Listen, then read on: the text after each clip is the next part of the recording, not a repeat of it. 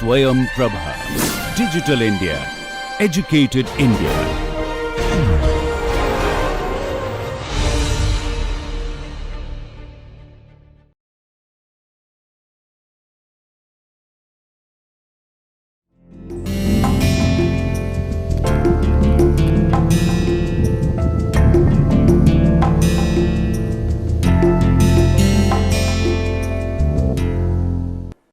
Hello friends, फिर से आपका एक बार introduction to R software course में स्वागत है। और अब तक आप अगर देखेंगे तो हमने आर के बारे में जो बेसिक्स होते हैं उसके बारे में बात करी कि हम कैसे आर को आरंभ करेंगे, कैसे क्लिक करेंगे, कहाँ पे क्लिक करने से क्या होगा, कैसे किसी कमांड को आर कंसोल में टाइप करेंगे, और जो उसकी बहुत ही बेसिक फंडामेंटल डेफिनेशंस होती हैं जिनको देख करके लोग घबरा जाते हैं। कोई अगर आज आपसे कहे अच्छा जाइए और आर कंसोल में ये वाला कमांड एग्जीक्यूट करके आइए, क्या आज आपको ये सेंटेंस सुन करके कोई दिल में घबराहट होगी? या कोई आपसे कहे कि ओके आप इस आर कंसोल में जा कर के इस पैकेज को इंस्टॉल करिए और इसको लाइब्रेरी फंक्शन से अपलोड करिए, ये सेंटेंस सुनकर के क्या आपके दिल में लेश मात्र भी कोई खौफ या भय आया है? मैं आपको प्रॉमिस करता हूं कि अगर आपने पहले के लेक्चर्स अगर ध्यान से पढ़े हैं या सुने हैं तो आपके दिल में कोई खौफ नहीं आना चाहिए। तो हम इतने सारे लेक्चर करने के बाद में आज इस जगह पर आ चुके हैं कि आर क्या होता है, आर के अंदर कैसे काम करते हैं, इसके बारे में मुझे मालूम पड़ चुका है।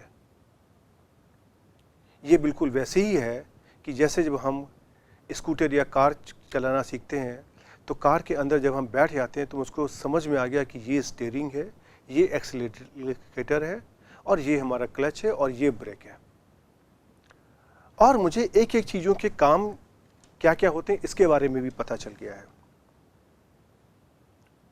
अब आवश्यकता है कि गाड़ी को स्टार्ट करके आगे बढ़ाया जाए, तो यही काम हम आज आर के साथ भी करते हैं। मुझको अपने आर के R console, R studio, packages, library, GUI window, GUI editor, इन सब के बारे में मालूम चल चुका है।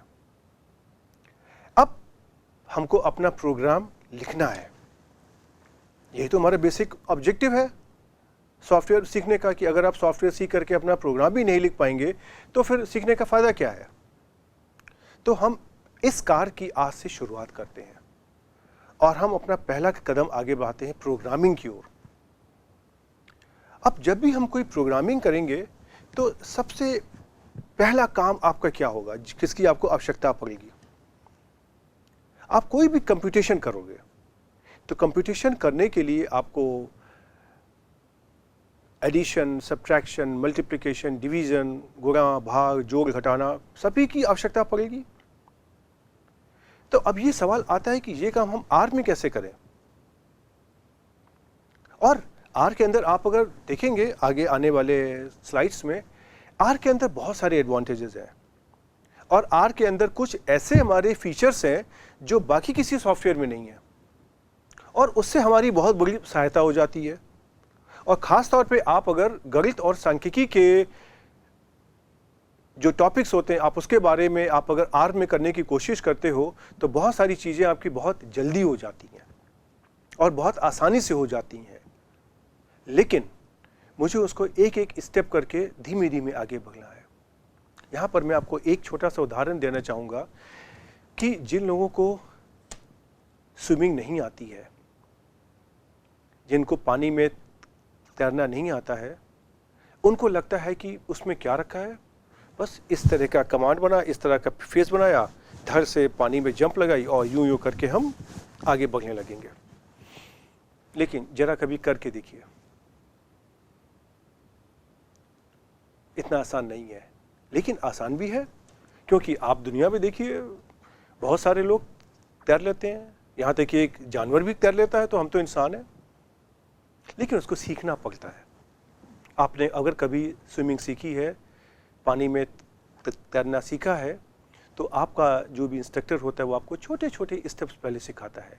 पहले आप खाली हाथ चलाइए, फिर आप सांस लेने की कोशिश करिए और धीमे धीमे आप एक अच्छे तैराक बन जाते हैं और आप पूरा जो स्विमिंग पूल है या जो रिवर है उसको पूरा पार कर लेते हैं। तो बस ऐसे ही हम भी शुरुआत करने जा रहे हैं। आज हम छोटे छोटे चीज़ों को लेकर के आगे बढ़ेंगे और बाद में हम उनको एक साथ क्लब कर देंगे और छोटी छोटी चीज़ें आप देखोगे धीमे धीमे ये आगे बढ़ती जाएंगी और हमारी सहायता करती जाएंगी।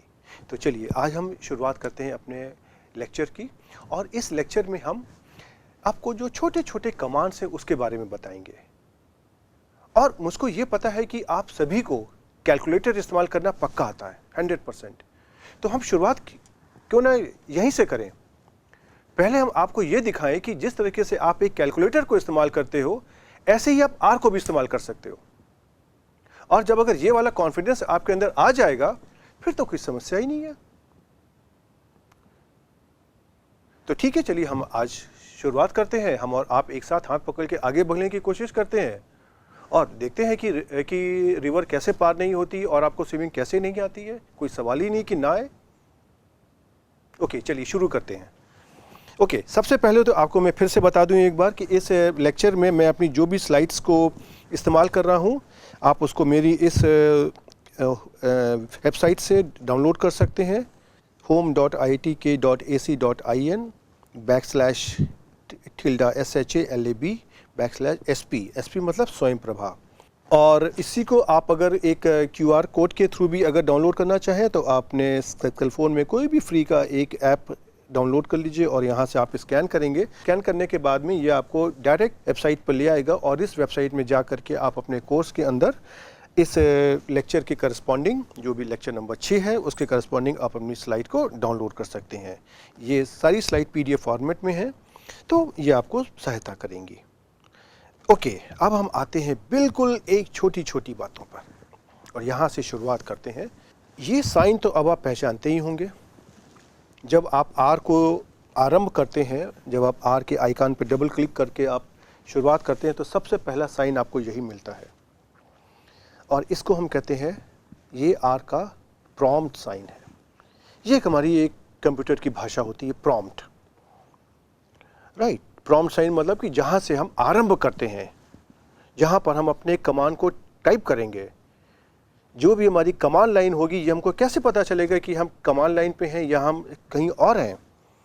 तो ये मुझे बताएगा कि ये मेरा प्रॉम्प्ट साइन है और जो भी मुझे कमांड टाइप करना है इसी जगह पे टाइप करना है और इसी से हमको इसी पॉइंट से मुझे आगे बढ़ना है। दूसरी बात आती है कि अगर मुझे किसी वैल्यू को, किसी मान को, किसी संख्या को किसी वेरिएबल में असाइन करना है तो कैसे किया जाए।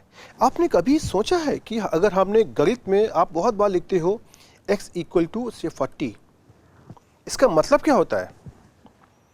इसका मतलब अगर आप प्रोग्रामिंग की भाषा से या प्रोग्रामिंग की निगाह से देखेंगे तो ये होता है कि x हमारा एक वेरिएबल है और जिसको मैंने 40 वैल्यू दी हुई है। अर्थात जैसे ही मैंने लिखा x = 40, ये 40 वैल्यू हमारी x के अंदर आ जाएगी और x ख़त्म हो जाएगा और x के ऊपर 40 आ जाएगा। तो ये कुछ आपको ऐसा दिखाई देगा, x और इसके ऊपर 40। तो दैट मीन्स कि दोनों वैल्यू हमारी एक हो जाएंगी। दैट मीन्स कि x की जगह पर आपने 40 को रिप्लेस कर दिया है। ओके, ये हमारा होता है असाइनमेंट ऑपरेटर। अर्थात कि x को वैल्यू 40 असाइन करने के लिए हम कंप्यूटर को कैसे बताएं। तो कंप्यूटर की भाषा में हम इस अपने संदेश को कन्वे करने के लिए हम ये वाला सिंबल यूज़ करते हैं, इक्वलिटी साइन, बराबर का चिन्ह। और जब हम इसको ऐसा लिख देते हैं इसका मतलब ये है कि x वेरिएबल को वैल्यू 40 असाइन हो गई है और ये जो हमारा इक्वलिटी साइन है, बराबर का चिन्ह है, ये हमारा असाइनमेंट ऑपरेटर होता है। अब आपको यहाँ पे लगेगा इसमें कौन सी खास बात थी, ये मैं क्यों इतना आपको समझाने की कोशिश कर रहा हूँ। इसके पीछे कारण ये है कि आर के अंदर दो तरह के असाइनमेंट ऑपरेटर होते हैं। एक तो होता है ऐसा असाइन, इसमें मैंने क्या किया, आपके कीबोर्ड पर एक साइन होता है लेस देन, लेफ्ट एरो का, उसको लिखा और उसके साथ में जो माइनस का साइन होता है उसको लिख दिया। आप इसको माइनस कह लीजिए, हाइफन कह लीजिए, कुछ भी कह लीजिए, लेकिन ये अंडरस्कोर नहीं है। आपके कीबोर्ड पे आप अगर ध्यान दोगे तो आपके पास दो साइन होते हैं, एक हाइफन या डैश और एक होता है अंडरस्कोर का। अंडरस्कोर में क्या होता है, अगर ये हमारा हाइफन है तो अंडरस्कोर हमारा ऐसे बनेगा, उसके नीचे जाएगा, वो नहीं है ये। और दूसरा हमारा असाइनमेंट ऑपरेटर होता है इक्वलिटी साइन। आप इनमें से कोई भी ऑपरेटर को यूज कर सकते हैं, चाहे आप लिखिए x लेस देन हाइफन 40 या आप लिखिए x इक्वल टू 40, दोनों का आउटपुट एक ही आएगा। और मैं आपको इसको आर में करके दिखाऊंगा, लेकिन पहले आप इसका स्क्रीनशॉट देख लीजिए। यहाँ पे देखिए मैंने x लेस देन हाइफन 40 किया है और x की वैल्यू को जब किया तो ये 40 आ गया, और जब मैंने x इक्वल टू 40 किया और यहाँ पे x इंटर किया तो भी हमारा 40 आ गया, राइट। तो ये दोनों हमारे पास ऑप्शंस होते हैं। लेकिन अभी ये सवाल आता है कि ये ऐसा क्या हो गया कि आर के अंदर दो तरीके के असाइनमेंट ऑपरेटर हो गए। इसके पीछे एक छोटी सी कहानी है। कहानी क्या है, सत्यता है। क्योंकि मेरे साथ में क्या है कि मैं और आर दोनों समय के साथ में आगे बढ़ रहे हैं और आर मेरे सामने पैदा हुआ है, ये मैं कह सकता हूँ। और मैंने आपको बताया था कि आर जो था वो एक और सॉफ्टवेयर था S प्लस को कंपीट करने के लिए आर का डेवलपमेंट किया गया था। तो क्या हुआ कि जब S प्लस हमारा सॉफ्टवेयर आया था, उसके अंदर जो हमारा प्रॉम्प्ट साइन था वो ये वाला था, लेस देन और हाइफन। तो जब हमारा आर का डेवलपमेंट शुरू हुआ तो बेसिकली लोगों ने S प्लस को कॉपी करने की कोशिश करी थी, उसको इमिटेट करने की कोशिश करी थी।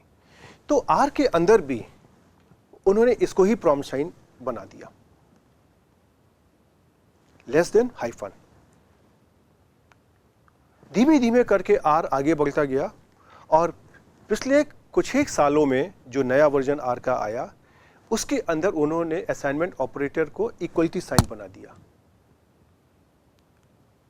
तो अब क्या हो गया, अब आर के अंदर लेस देन हाइफन और इक्वलिटी साइन बराबर का चिन्ह दोनों हमारे असाइनमेंट ऑपरेटर हैं। और आप इसमें से किसी को भी यूज कर सकते हैं, किसी को भी इस्तेमाल कर सकते हैं, दोनों का आउटकम में कोई फर्क नहीं आएगा। अब आप अगर मेरी स्लाइड में देखोगे ना तो आपको कहीं पर इक्वलिटी साइन दिखाई देगा, कहीं पे लेस देन हाइफन और हाइफन साइन दिखाई देगा। उसके पीछे पता है क्या कारण है? मैंने जब शुरुआत करी थी आर को सीखने की तो मेरी आदत पड़ गई है लेस देन और हाइफन लिखने की। अब पिछले कुछ सालों में जब ये बदल गया तो मैंने अपनी आदतों को बदलने की कोशिश करी है। कुछ हद तक अब तक सफल हो पाया हूँ, आगे मैं कोशिश में लगा हुआ हूँ, बिलीव मी।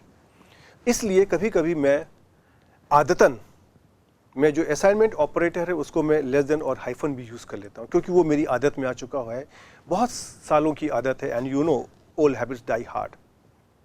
बट इसमें आपकी कोई गलती नहीं है। लेकिन मैं आपको इतना बताना चाहूँगा कि ये दोनों ऑपरेटर हैं, दोनों का आउटकम एक आता है और आप इसमें से किसी को भी आप इस्तेमाल कर सकते हो, दोनों में कोई परिवर्तन नहीं आएगा। That's my promise. ओके, तो चलिए पहले हम इसको एक बार आर में करके देख लेते हैं कि ये कैसा लगता है। ओके, अब मैं आपसे कहता हूँ जाइए जा कर के आर कंसोल में कमांड लाइन के ऊपर इस प्रोग्राम को एग्जीक्यूट करके लाइए। आपको कैसा लगा? इसमें क्या रखा है? आप सिंपल बोलोगे सर क्या बेकार की बातें करते हो, ये तो बहुत ही आसान काम है, राइट। आर कंसोल क्या होता है? ये तो है। मैंने कहा नहीं, आर कंसोल नहीं, आर की ग्राफिक यूज़र इंटरफेस विंडो पे जाइए। आप बोलोगे सर इसमें क्या रखा है? यही तो जो विंडो खोल करके सबसे पहले आती, इसी को तो हम RGUI विंडो या R graphic user interface window कहते हैं। तो इसमें घबराने की क्या बात है? ओके, चलिए अब देखिए आप यहाँ पे आ गए। अब ये बताओ ये क्या है? ये जो मैंने हाईलाइट किया है इसको बताओ क्या है ये? यही तो मैंने कहा था कि ये प्रॉम्प्ट साइन है, इसी को तो बोलते हैं प्रॉम्प्ट साइन। और इसी के आगे आपको जो भी टाइप करना है आप इसको टाइप करोगे और मैं आपको दिखाऊंगा कि प्रॉम्प्ट साइन के अलावा भी इसमें कुछ और हो सकता है। तो ये आपको जानना पहचानना बहुत आवश्यक है कि आप ये पहचाने कि प्रॉम्प्ट साइन इसमें है क्या, ये ग्रेटर देन साइन है कि डॉलर साइन है कि हैश साइन है कि क्या चीज़ है ये। ओके, अब मैं आपको एक दिखाता हूँ। देखिए, सबसे पहले मैं इसमें टाइप करता हूँ x इक्वल टू 40, राइट। देखिए, तो ये मेरा असाइनमेंट ऑपरेटर था, इक्वलिटी साइन, बराबर का चिन्ह। अब हम देखते हैं कि अगर मुझको देखना है कि x की वैल्यू क्या है, तो मैं यहाँ पे x का जो वेरिएबल नेम है उसको टाइप कर दूंगा और मैं एंटर कर दूंगा। देखिए, x की वैल्यू आपको मिल गई 40, राइट। अब देखिए, मैं आपको एक काम करके दिखाता हूँ पहले। अब मैं यहाँ पे टाइप करता हूँ x इक्वल टू सपोज 60 और मैंने एंटर कर दी। अब आप मुझे ये बताइए कि अब x की वैल्यू यहाँ पे क्या आएगी, 40 की 60। जैसा मैंने आपको बताया था कि ये रिप्लेसमेंट होता है। अब हमने जब कर दिया x इक्वल टू 60, तो जो 40 वैल्यू पहले की थी वो हमारी 60 से रिप्लेस हो गई है। और अब अगर आप x की वैल्यू देखेंगे तो देखिए क्या आ गई, 60। अब हम एक काम करते हैं, अब हम इसको रिप्लेसमेंट फिर से करते हैं और आपकी हम रिप्लेसमेंट इक्वलिटी साइन यूज़ नहीं करते हैं, बराबर का चिन्ह यूज़ नहीं करेंगे, बल्कि हम लेस देन और हाइफन साइन डैश उसको यूज़ करेंगे। और हम कर देंगे, आपको समझने के लिए आप एक इसमें ब्लैंक स्पेस भी दे सकते हैं और इसमें हम इसकी वैल्यू कर देंगे सपोज 70। तो अब देखिए, आपने पहले देखा था कि अगर आप x इक्वल टू 40 की जगह x इक्वल टू 60 कर रहे हैं तो 40 की वैल्यू हट करके वो वैल्यू 60 हो गई थी। अब मैं कर रहा हूँ x इक्वल टू 70, लेकिन हम इक्वलिटी साइन का उपयोग ना करके हम जो हमारा अगला प्रॉम्प्ट साइन है, पहले का प्रॉम्प्ट साइन है, उसको यूज़ कर रहे हैं। तो अब देखिए क्या होता है, मैंने इसमें एंटर कर दिया। अब आपको क्या उम्मीद है कि यहाँ पे x को दबाने पर क्या आएगा, x की वैल्यू क्या आएगी, 60 की 70। अगर आपका ये वाला साइन अगर ये सही है और ये असाइनमेंट ऑपरेटर की तरह काम कर रहा है, तो अब यहाँ पर x इक्वल टू 70 आना चाहिए और x इक्वल टू 60 की जगह x इक्वल टू 70 आ जाएगा। अब देखते हैं क्या होता है, 1 2 3 एंटर। देखिए क्या आ गया, 70। So now you can see, आप देख सकते हो कि ये दोनों साइन जो हमारे हैं x इक्वल टू और जो x ग्रेटर देन हाइफन, दोनों हमारे एक असाइनमेंट ऑपरेटर की तरह काम कर रहे हैं। दूसरी चीज़ आपने यहाँ पे ध्यान नहीं दी, मैंने देखिए ऐसे लिखा था पहले, x हाइफन डैश और बिना किसी ब्लैंक स्पेस के, और बाद में मैंने इसमें ब्लैंक स्पेस दे दिया। आप देखोगे इसमें से कोई फ़र्क नहीं आता है। तो कहने का मतलब ये है कि अगर आप x इक्वल टू 80 करोगे तो भी आंसर x इक्वल टू 80 आएगा, और अगर आप x के बाद अगर आप एक ब्लैंक साइन दे दोगे और ब्लैंक साइन के बाद अगर 80 करोगे तो भी x इक्वल टू 80 आएगा। और अगर एक से ज़्यादा भी अगर आप ब्लैंक साइन देना चाहो, अगर से x इक्वल टू 100, तो भी आपको x इक्वल टू 100 ही मिलेगा। अर्थात कहने का तात्पर्य यह है कि R की प्रोग्रामिंग में ब्लैंक साइन की कोई वैल्यू नहीं होती है, जब तक कि हम उसको अगर किसी डबल कोट्स के अंदर नहीं देंगे। उसके बारे में हम बात बाद में करेंगे कि हमारे पास जो वैल्यूज़ हैं वो कैरेक्टर्स हैं कि न्यूमेरिकल्स हैं। न्यूमेरिक केस में अगर हम कोई भी असाइनमेंट ऑपरेटर के आगे पीछे अगर हम कितने भी ब्लैंक साइन देते हैं, या हम किसी मैथमेटिकल ऑपरेटर के आगे पीछे अगर हम कितने भी ब्लैंक साइन देते हैं, इससे कोई फ़र्क नहीं पड़ता। ये आपको समझना है। ओके, तो नाउ हम लोग इसको साफ़ करते हैं अगले काम के लिए, और कंट्रोल L दबाते हुए हम अपनी स्लाइड पर वापस आ जाते हैं। एक सवाल हमारे सामने और आता है। मैंने आपको बताया कि जो हमारे असाइनमेंट ऑपरेटर हैं, इसमें हम कोई एक न्यूमेरिकल वैल्यू को हम किसी वेरिएबल में असाइन कर रहे हैं। मतलब अगर मैंने लिखा x इक्वल टू 40, अर्थात मैंने एक वेरिएबल x को वैल्यू 40 दे दी। अच्छा, मुझे ये बताइए ये क्या लिखा हुआ है। अब तो समझ में आ गया ना कि ये प्रॉम्प्ट साइन है, और ये जो मैंने लिखा हुआ है इसका मतलब क्या है कि मैं ऐसे ही तो मैं आपके R कंसोल में लिख रहा हूँ, ऐसे ही तो मैं कमांड लाइन में टाइप कर रहा हूँ। तो मैंने आपको शुरू में बताया था इसीलिए कि ये जो सिंबल है खाली ये आपको ये बताएगा कि ये जो कुछ मैं कर रहा हूँ ये आप कमांड लाइन पर भी जा कर के कर सकते हो। लेकिन आप इस कमांड को जब आप अगर अपने कंप्यूटर में कॉपी पेस्ट करोगे, देन आपको ये वाला साइन को कॉपी नहीं करना है, आपको खाली x इक्वल टू 40 को कॉपी करना है। ओके, चलिए अब हम अपने काम पे लौटते हैं। तो अब अगर मान लीजिए कि मैंने कोई एक वेरिएबल लिया x और लिख दिया x इक्वल टू 40, अर्थात कि x के अंदर अब वैल्यू हमारी 40 स्टोर हो गई। अब हम क्या करते हैं, एक हम कमांड और लिखते हैं x इंटू 4, x और को हम 4 से मल्टीप्लाई करने की कोशिश करते हैं। अभी हम इसके बारे में आगे बात करेंगे कि ये जो स्टार का साइन होता है इससे हम मल्टीप्लाई करते हैं, और जो हमारा प्लस का साइन होता है इससे हम ऐड करते हैं, जोड़ते हैं, माइनस के साइन से सब्ट्रैक्ट करते हैं, घटाते हैं, एंड सो ऑन। इसके बारे में हम बाद में बात करेंगे, लेकिन इतना तो आपको समझ में आ जाएगा कि अगर मैंने x की जो भी हमारी वैल्यू जो हमने ऊपर से ली है उसको मैंने 4 से मल्टीप्लाई कर दिया है, और ये जो भी वैल्यू हमारी आएगी इसको मैंने एक नए वेरिएबल में असाइन कर दिया y में। तो मैंने क्या यहाँ पे लिख दिया, y बराबर x इंटू 4, मतलब अब मैंने एक वेरिएबल को एक नए वेरिएबल में असाइन कर दिया। क्यों? क्योंकि जैसे जैसे हमारी x की वैल्यू यहाँ पर ऊपर वाले लाइन में बदलती रहेगी, y की वैल्यू अपने आप से बदलती रहेगी। इसलिए ये जो मैं लाल रंग से मार्क कर रहा हूँ, इसके बाएं और दाएं साइड में जो भी कुछ लिखा हुआ है दोनों हमारे वेरिएबल हैं। इसका मतलब क्या हुआ कि r के अंदर किसी न्यूमेरिकल वैल्यू को भी हम असाइन कर सकते हैं और एक किसी नए वेरिएबल को भी हम किसी नए वेरिएबल में असाइन कर सकते हैं। तो अब मैंने यहाँ पे लिख दिया y is equal to x into 4। अब इसके बाद में y की जो भी हमारी वैल्यू आती है उसमें हम x को ऐड कर देते हैं, जोड़ देते हैं x और y को, तो हम लिख सकते हैं x प्लस वाई। तो ये भी हमारा क्या हो गया, ये भी हमारा एक वेरिएबल हो गया जिसको हम हिंदी में कहते हैं चर, राइट। लेकिन शायद वेरिएबल नाम ज़्यादा पॉपुलर है। शायद मैं अगर शुद्ध हिंदी में आ जाऊंगा तो शायद आपको और कठिनाई होगी, तो इसलिए मैं एक जो आम हमारी भाषा होती है, हमारा ऑब्जेक्टिव है चीज़ों को समझना।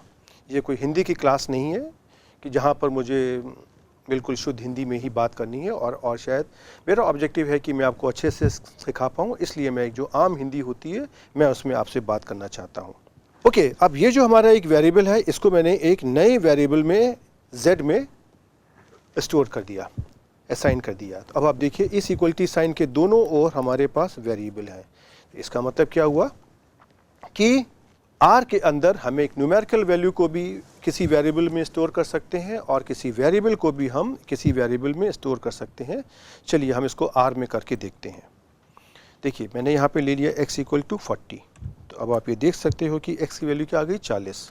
अब मैंने डिफाइन कर दिया y is equal to 4 into x, right. तो देखिए y की वैल्यू क्या आ गई 160। अब मैंने क्या कर दिया, z को डिफाइन कर दिया x प्लस वाई। अब देखिए क्या होगा, 160 प्लस 40 बराबर 200। तो अब z की वैल्यू कितनी आनी चाहिए, 200। देखिए आ गई, राइट। तो ये हमारे किसी भी प्रोग्रामिंग में ये तो उसकी आत्मा की तरह काम करेगा। ये जो फंडामेंटल है, ये आप अगर आगे कोई भी प्रोग्राम आर में लिखना चाहेंगे, ये एक उसकी आत्मा की तरह आपकी सहायता करेगा। अब इसके बाद हम अगले सिंबल पे आते हैं। एक आपने ये वाला सिंबल तो आप पहचानते ही होंगे, आजकल तो बहुत पॉपुलर है, ख़ासतौर पे जो हमारे यंग लोग हैं उनके बीच में हैशटैग नाम का एक नया एक शब्द आ गया है जो बहुत कुछ माने इंडिकेट करता है। तो ये उसी हैशटैग का हैश है ये। लेकिन आर में इसका क्या काम है?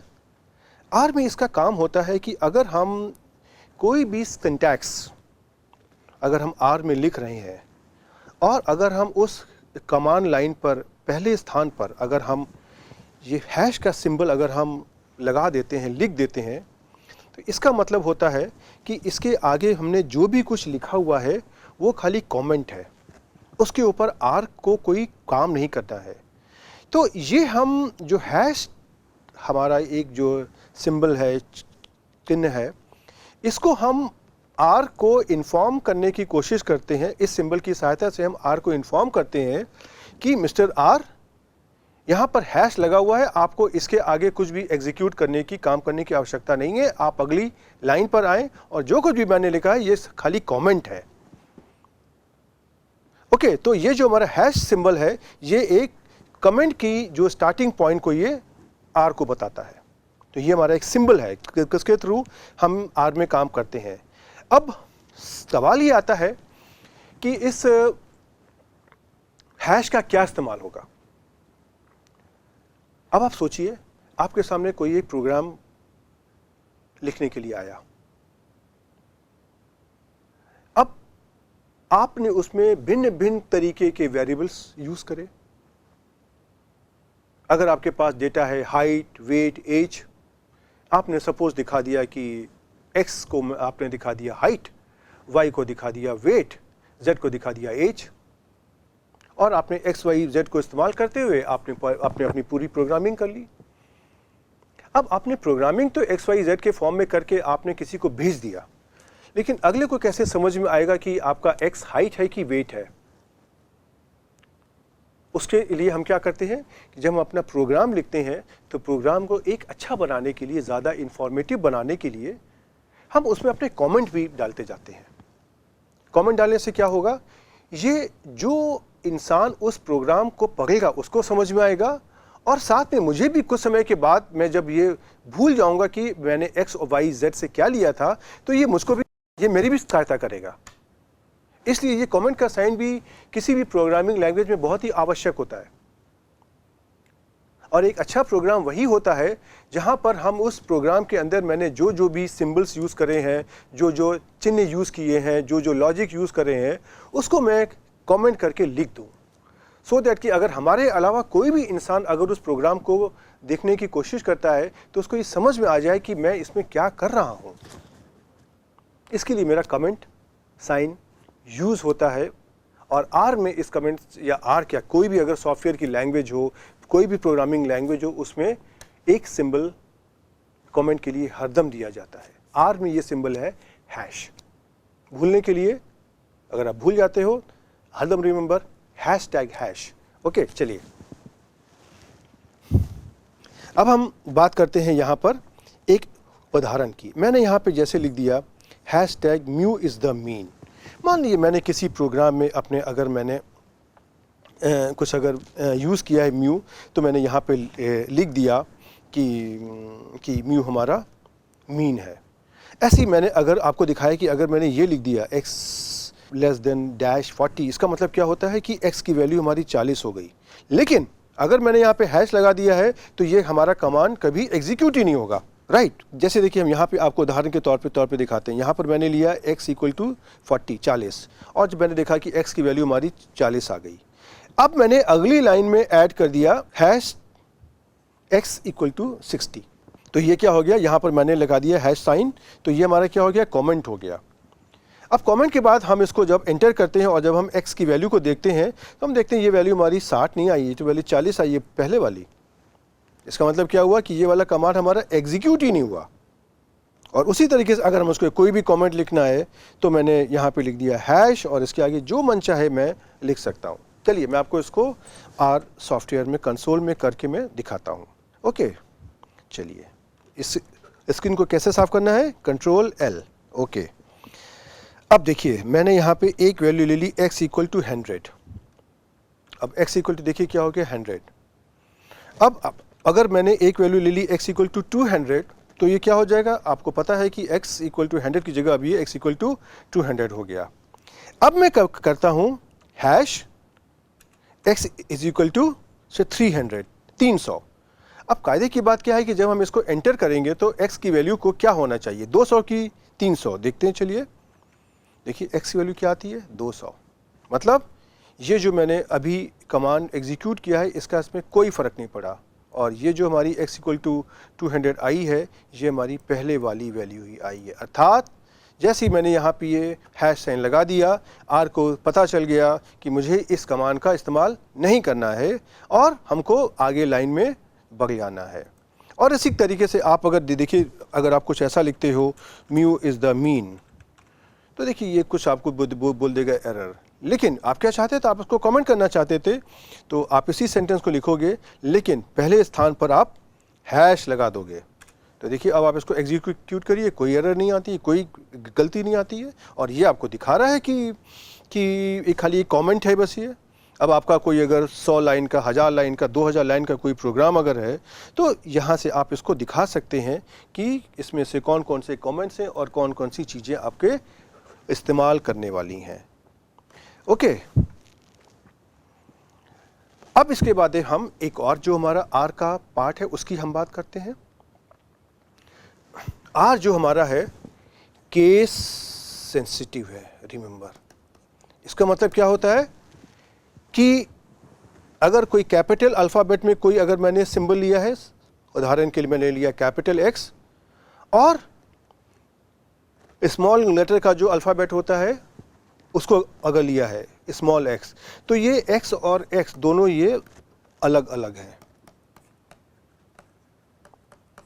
अगर हम कहते हैं कि x इक्वल टू 40 है और x इक्वल टू 50 है, तो ये दोनों बिल्कुल अलग अलग संख्याएं हैं।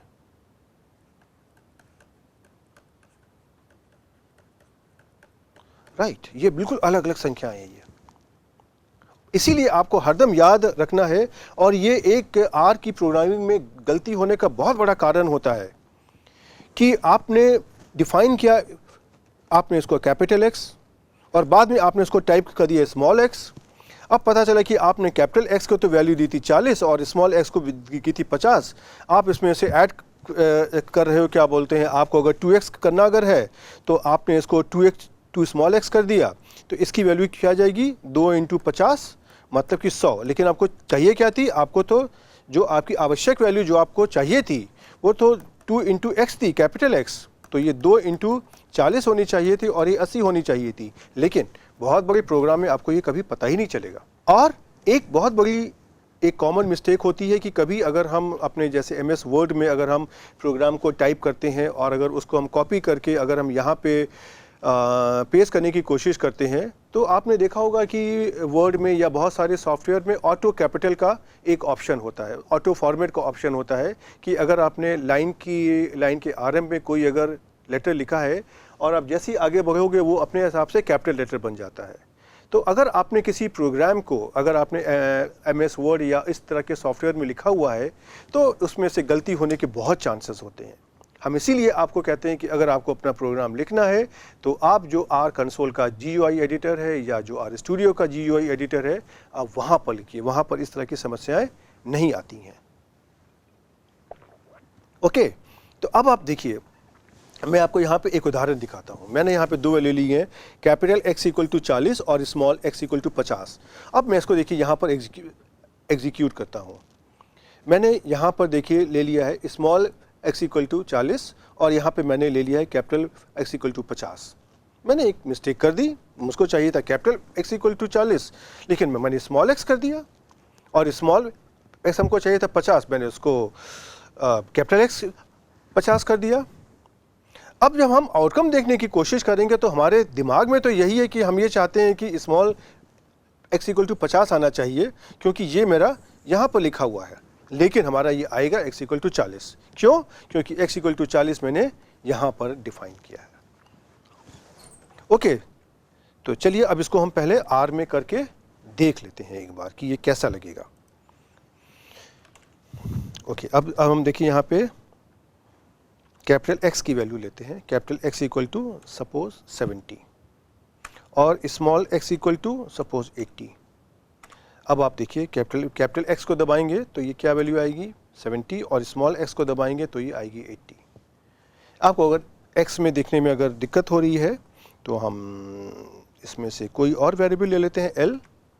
Capital L is equal to 700 और small L is equal to suppose 900। तो अब आप देखिए कैपिटल L की वैल्यू क्या आएगी 700 और स्मॉल l की वैल्यू क्या आएगी 900। Right, so that means R is case sensitive. चलिए अब इस स्क्रीन को हम लोग क्लियर कर लेते हैं सो दैट कि आगे हमारे काम आ जाए। कंट्रोल L दबाइए। ओके, नाउ अब आप अपनी स्लाइड्स में आइए और हम देखते हैं एक नए कॉन्सेप्ट को। अब आप ये देखिए, जब भी आप कभी प्रोग्रामिंग करना चाहते हैं तो प्रोग्रामिंग में आप ये हरदम कुछ वैल्यूज़ ऐसी देना चाहते हैं जो एक साथ अपने आप से एग्जीक्यूट होती रहे, अपने आप से उस पर काम होता रहे। तो अब अगर आपको इन एक से ज़्यादा वैल्यूज़ को देना है तो कैसे दिया जाए। जैसे उदाहरण के लिए मैंने आपको बताया अभी, आपका जो असाइनमेंट ऑपरेटर होता है इसमें से आप अगर ये देना चाहते हैं x इक्वल टू 10, तो कोई समस्या नहीं है, आपने लिख दिया x इक्वल टू 10। लेकिन अगर आपके पास 2 वैल्यूज़ हैं x इक्वल टू 10 और 20, तो आप इसको कैसे लिखेंगे। इसको लिखने का आर में तरीका ये है कि हम इसको लिखेंगे x इक्वल टू, ब्रैकेट में लिखेंगे हम 10 और 20, और लेकिन बिना भूले हुए आप यहाँ पे लिखोगे c। c का मतलब होता है कॉन्केटनेट, और आप सिंपल भाषा में समझ लीजिए कंबाइन, मतलब, और हिंदी में अगर हम कहें तो जोड़ना। तो अगर हम x इक्वल टू, अगर हम खाली 10 और 20 ब्रैकेट में लिख देंगे तो ये मुझको कुछ गलती देगा। लेकिन जब हम x इक्वल टू c 10 20 लिखेंगे तो ये r को बताएगा कि मिस्टर r, आप इस डेटा सेट में अंदर आइए और देखिए यहाँ पे लिखा हुआ है c। इसका मतलब है कि जहाँ से आपका ये लेफ्ट ब्रैकेट आरंभ हो रहा है, वहाँ से जो पहली वैल्यू मिले वहाँ से काम करना शुरू करिए और आप अंत तक आते जाइए जब तक कि आपको इस ब्रैकेट का क्लोजिंग ब्रैकेट ना मिले, राइट ब्रैकेट नहीं मिले, और उसके बीच में जितनी भी वैल्यूज़ कॉमा से सेपरेट करके दी हुई हैं, आप उस हर एक वैल्यू का इस्तेमाल करिए।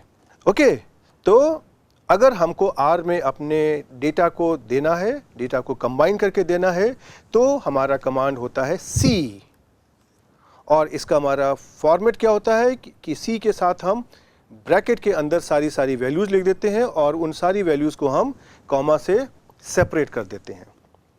ओके, तो जैसे कि अगर हम कहें कि मुझको ये 6 7 8 9 10 6 7 8 9 10 इन 5 संख्याओं को कंबाइन करना है, तो हमारा कमांड होगा सी और ब्रैकेट में 6 7 8 9 10, और हर एक वैल्यू को हम कॉमा से सेपरेट कर देंगे। ओके, अब हम देखिए यहाँ पे आपको पहले कुछ स्क्रीनशॉट दिखाते हैं, फिर हम आपको आर कंसोल में लेकर के आएंगे। मैंने देखिए कोई एक वेक्टर लिया y, और इसमें मैंने कोई यहाँ पे ब्रैकेट नहीं दिया, कोई सी कमांड नहीं दिया, और इसको टाइप किया तो ये मुझको कह देता है एरर, मतलब कुछ मिस्टेक हो रही है। फिर मैंने इसमें एक ब्रैकेट लगा दिया और फिर से मैंने y की वैल्यू को देखा तो ये हमको फिर से एरर दिखा देगा। लेकिन फिर मैंने क्या किया, मैंने लिख दिया y c और ब्रैकेट के साथ में 6 7 8 9 10। अब इसको जब मैंने किया तो हमको ये सही आंसर मिल गया। ओके, अब हम देखिए इसको ज़रा सा पहले आर कंसोल में आपको करके दिखा दें सो दैट कि आपको मुझ पर भरोसा हो जाए। ओके, अगर मैंने अपना मैं वैल्यू लेता हूँ x इक्वल टू सपोज 1 2 3 4 और मैं एंटर करता हूँ, ये देखिए क्या रहा है, गलत हो गया, कुछ गलती हो रही है, राइट। और हमारा ऑब्जेक्टिव कहता है कि हम ये चाहते थे कि x इक्वल टू 1 भी हो जाए, x इक्वल टू 2 भी हो जाए, x इक्वल टू 3 भी हो जाए और x इक्वल टू 4 भी हो जाए। लेकिन जो अलग अलग है ना, हमको तो एक साथ चाहिए। तो मैंने क्या कोशिश करी, मैंने किया x इक्वल टू, ब्रैकेट में लिख दिया 1 2 3 4। मैंने एंटर किया, देखिए फिर से गलत दे दिया उसने। अब की मैंने क्या किया, अब इसमें से मैंने c लगा दिया यहाँ पे, x इक्वल टू c और ब्रैकेट में लिख दिया 1 2 3 4। तो देखिए x की वैल्यू क्या आ गई, 1 2 3 4। अब अच्छा मान लीजिए कि आप ये लिखना चाहते थे और आपने एक ये बीच का कॉमा हटा दिया, गलती से आपसे छूट गया, और आपने 1 2 3 4 तो लिखा, लेकिन ये आपने इसके बीच का जो कॉमा था वो आपसे गलती से छूट गया। अब क्या होगा, आपका आंसर क्या आएगा, 1 2 3 4? नहीं, देखिए क्या आता है, x इक्वल टू 1 2 34, 1 2 और 34। इसका मतलब क्या हुआ कि आर की जो भाषा है उसमें से ये जो कॉमा है ना, ये कॉमा इसको ये बताने की कोशिश करता है कि कहाँ पे इसको ब्रेक करना है। अब आपने 3 और 4 के बीच में कोई चूंकि यहाँ पे ब्रेक नहीं दिया है तो ये 34 ही समझ रहा है, 34 ही समझ रहा है। तो ये हमारा एक आर का तरीका होता है। लेकिन इसमें आगे जाने से पहले हम आपको एक चीज़ ये बताना चाहेंगे कि ये जो हमने लिखा है ना, ये मैं इसको लाल कलर में कर रहा हूँ, इसीलिए ये जो मैंने x इक्वल टू c करके मैंने जो भी वैल्यूज़ को कॉमा से सेपरेट करके दिया हुआ है, इसको हम बोलते हैं data vector, right, data vector. अब देखिए, जैसे ही मैंने ये नाम इंट्रोड्यूस किया ना, एक बहुत बड़ा कंफ्यूजन क्रिएट होता है। क्यों? वेक्टर तो आपने बहुत तरीके के पल के रखे हुए हैं। कुछ वेक्टर आपने मैट्रिक्स और वेक्टर वाले पल के रखे हुए हैं, कुछ आपने वेक्टर कैलकुलस में वेक्टर पल के रखे हुए हैं, कुछ आपने साइन कोसाइन को यूज करते हुए डायरेक्शनल वेक्टर्स पल के रखे हुए हैं। तो ये कौन सा वेक्टर है, यहाँ पर आपको बहुत ध्यान से समझना है। इसका मैंने नाम दिया है डेटा वेक्टर। डेटा वेक्टर के माने पता क्या होता है? ये खाली एक डेटा का वेक्टर है, ये मैट्रिक्स वाला वेक्टर नहीं है और ना ये वेक्टर कैलकुलस वाला वेक्टर है। मैट्रिक्स वाले वेक्टर में क्या खास बात होती है? मैट्रिक्स में जो वेक्टर होता है वो भी एक मैट्रिक्स होता है। अगर वो रो वेक्टर है, कॉलम वेक्टर है, तो उसमें से रो और कॉलम की संख्या उसमें से एक एक हो सकती है। तो वो हमारा मैट्रिक्स का कॉन्सेप्ट वो बिल्कुल अलग है और मैं आप सभी से अनुरोध करूंगा कि आप उस कॉन्सेप्ट को यहां पे लाने की कोशिश मत करिए। हम जब कहेंगे डेटा वेक्टर तो इसको एक आसान भाषा में आप उसको डेटा वेक्टर की तरह समझिए, जहां पे मैंने भिन्न भिन्न डेटा वैल्यूज को एक साथ मैंने कंबाइन कर दिया है, बस सिर्फ इतना किया है। ओके, जब हम मैट्रिक्स वाले वेक्टर की बात करेंगे देन हम आपको पूरा समझाएंगे कि मैट्रिक्स वाले वेक्टर को हम कैसे डिफाइन करते हैं। वेक्टर वाले उस वेक्टर को जो हमारा मैट्रिक्स थ्योरी में आता है उसको डिफाइन करने के का रूल अलग होता है, उसका कमांड अलग होता है और उसके ऑपरेशन जो होते हैं बिल्कुल अलग होते हैं। ये मेरा डेटा वेक्टर है जहां पे मैंने खाली वैल्यूज को कंबाइन कर दिया है और यही बात सिर्फ आपको अपने दिमाग में बैठानी है।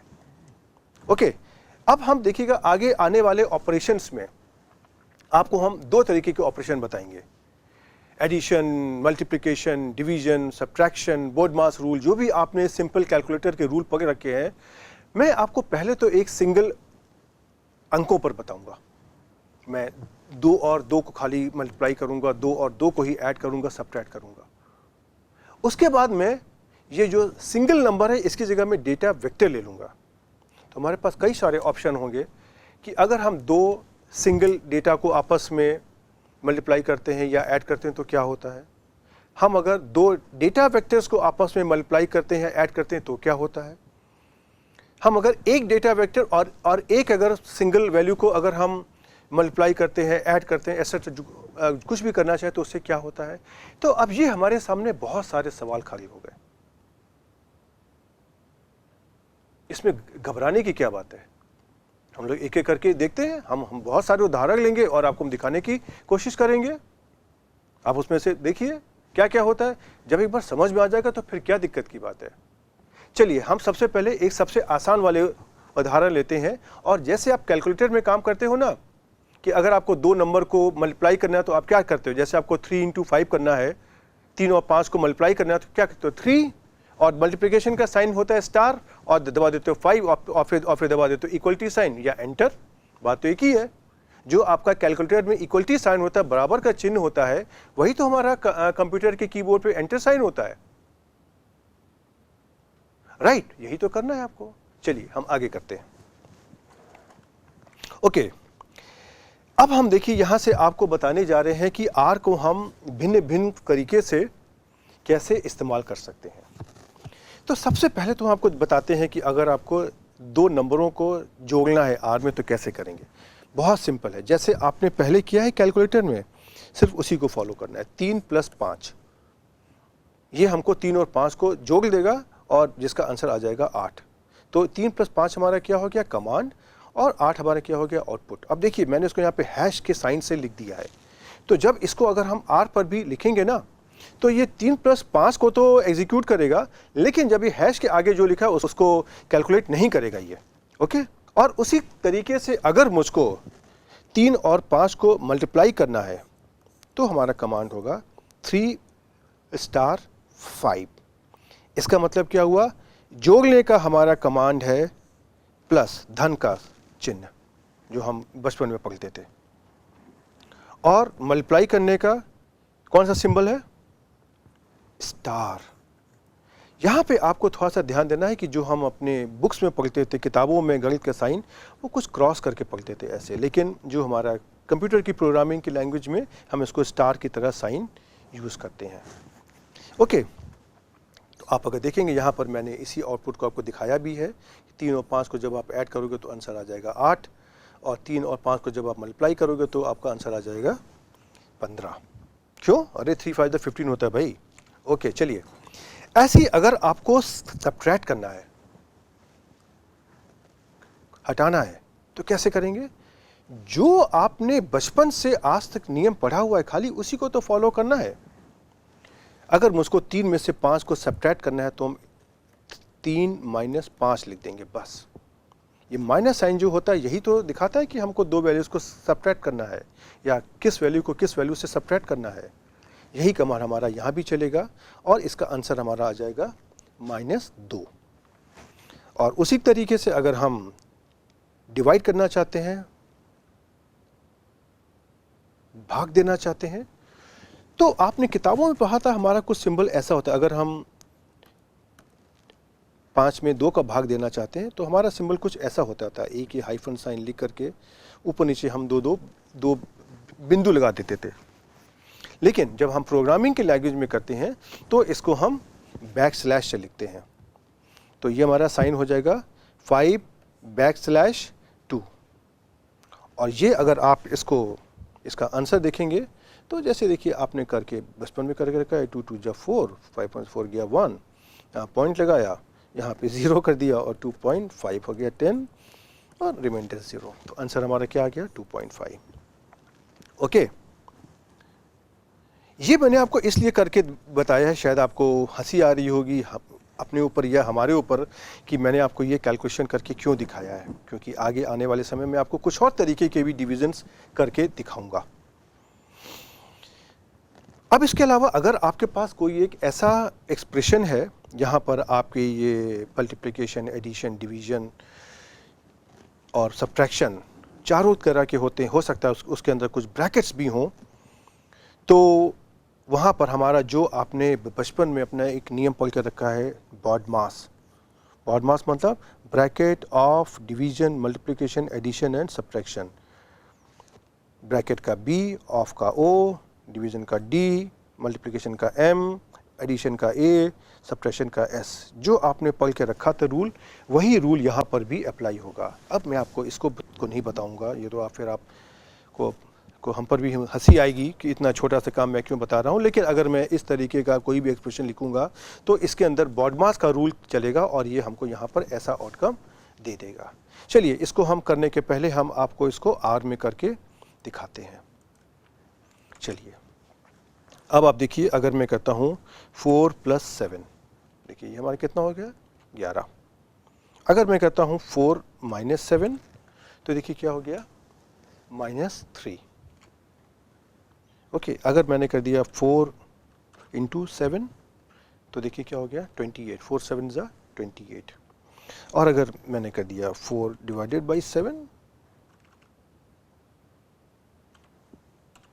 तो देखिए हमारा क्या आ गया 0.5714,286।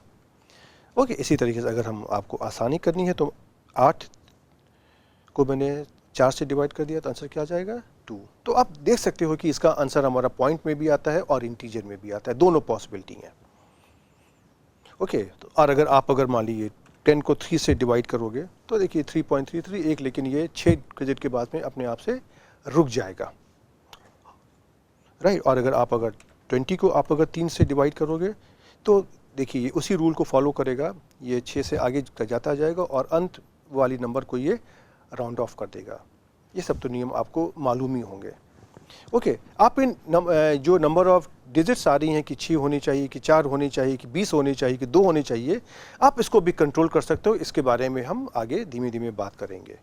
अब अगर मान लीजिए आपको यहाँ पर अगर कोई कॉम्प्लिकेटेड एक्सप्रेशन है उसको करना चाहते हैं, सपोज कि हम कहें 9 + 7 - 8 × 5 / 3 + 89 - 78 / 54 + 456 एंड सो ऑन। देखिए इसमें जो BODMAS का जो भी आप रूल अगर हाथ से निकालना चाहेंगे तो आपको यहाँ पर मिल जाएगा। इसके साथ ही में हम आपको देखिए ब्रैकेट का भी काम दिखाते हैं। 2 ब्रैकेट 4 + 1, इसका आंसर क्या आएगा 4 + 1 5 और 5 × 2 10। आपको उम्मीद है कि इसका आंसर क्या आएगा? इसका आंसर 5 इंटू 10 10 आएगा, 5 इंटू 2 10 आएगा। ये सही है। इसने कह दिया एरर। क्यों? क्योंकि ये तो हम गणित में तो समझते हैं कि ब्रैकेट के पहले जो भी लिखा हुआ है वहाँ पे मल्टीप्लिकेशन साइन होता है, लेकिन ये आर नहीं समझता है। तो आर को अगर आपको दिखाना अगर है तो आपको यहाँ पे मल्टीप्लिकेशन साइन बताना पड़ेगा। आर बिल्कुल आपके एक बिल्कुल घर के छोटे बच्चे जैसा होता है जिसको आपको सब कुछ बताना पड़ता है, ये अपने आप से कुछ नहीं समझता। और फिर आप देखोगे तो आपका आंसर 10 के बराबर आ गया।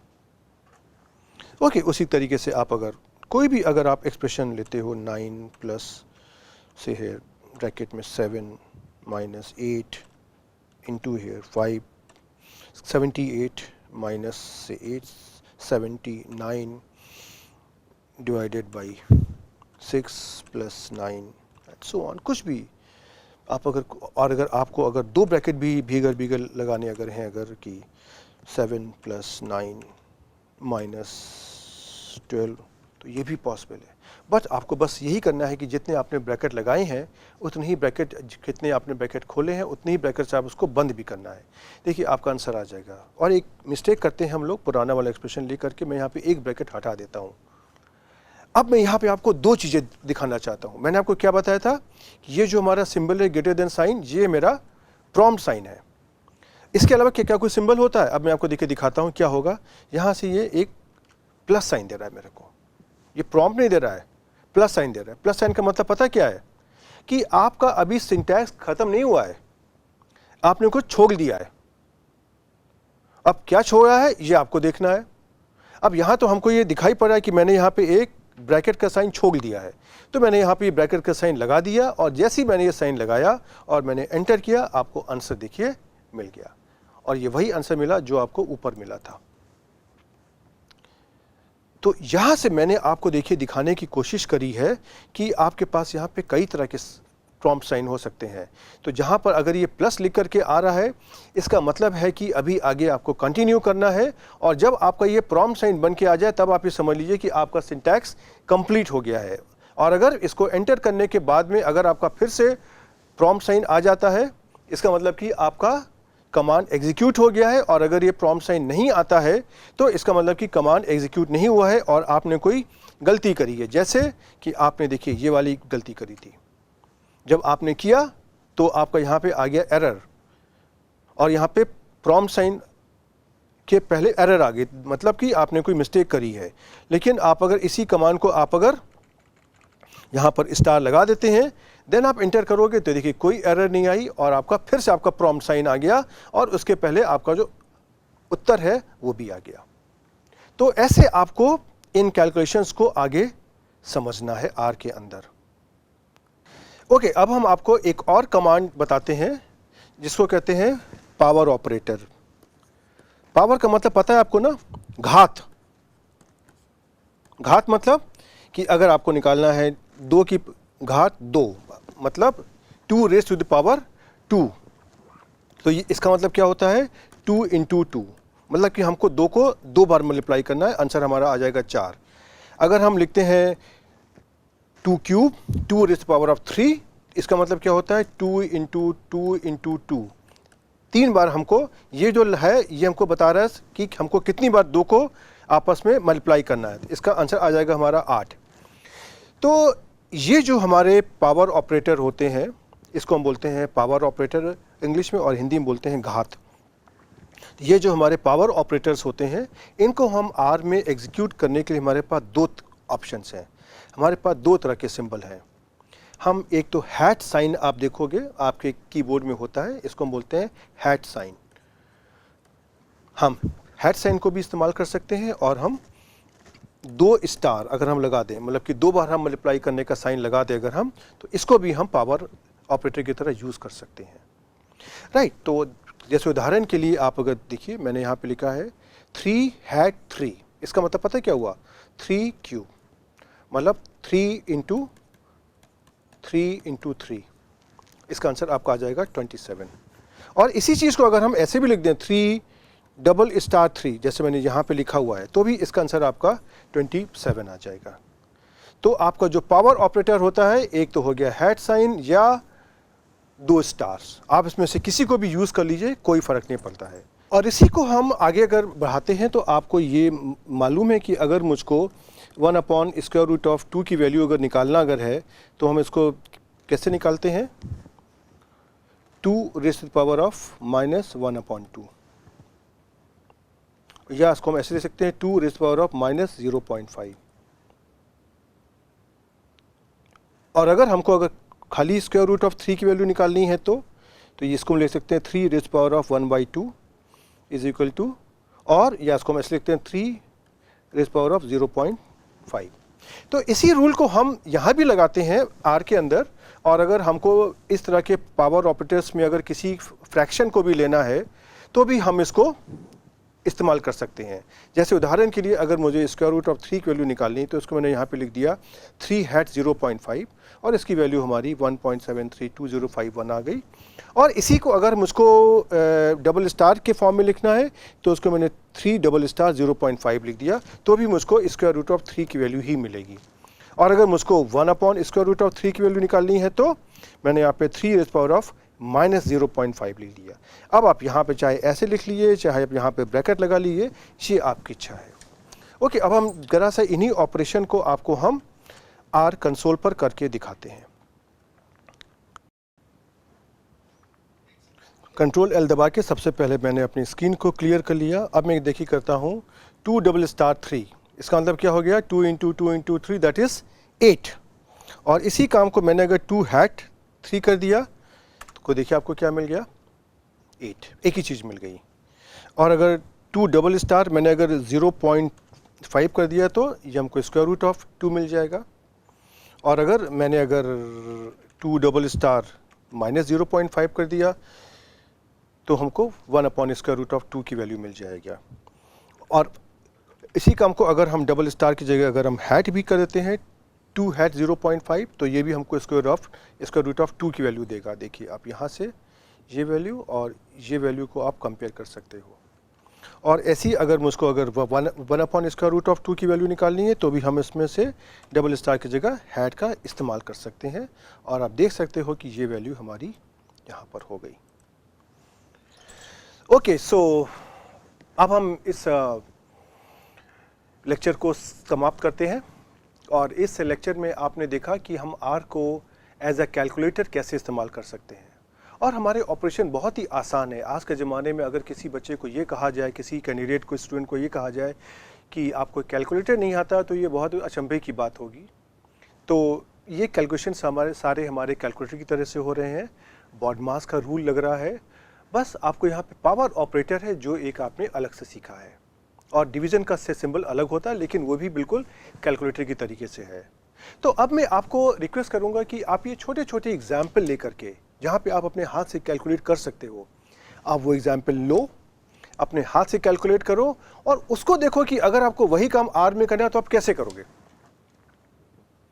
और ये छोटी छोटी चीज़ें हैं जो आप धीमे धीमे करके सीखते जाओगे। पहले हाथ चलाना, फिर सांस लेना, और अंत में आपकी रिवर पार हो जाएगी। तो आप छोटे छोटे एग्जाम्पल लीजिए, आर में प्रैक्टिस करिए, और मैं आपको अगले लेक्चर में फिर से मिलने आऊँगा। तब तक के लिए गुड बाय।